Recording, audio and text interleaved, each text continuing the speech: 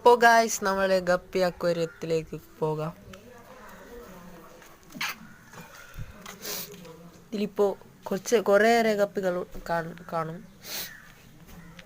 മോളി കുഞ്ഞുങ്ങളും കാണും. ഇപ്പോൾ മോളി കുഞ്ഞുങ്ങൾ കുറേയേറെ വലുതായിരിക്കുന്നു ഗായ്സ്. ഇന്നാളെ തൊട്ടാണ് ഒരു ഗപ്പി ബ്രീഡായിട്ട് എന്ത് കുഞ്ഞുങ്ങൾ കിട്ടിയത്.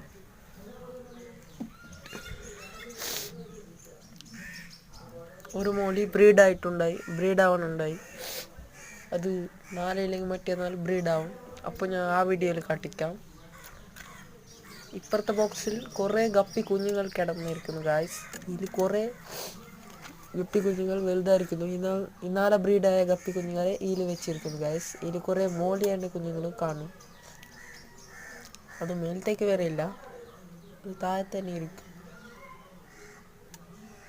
ഗപ്പിയുടെ സാമ്രാജ്യമാണ് ഈ കൊച്ചു അക്വേറിയത്തിൽ കാണുന്നത്. അപ്പോൾ ബൈ ഗൈസ്, നെക്സ്റ്റ് വീഡിയോയിൽ കാണാം.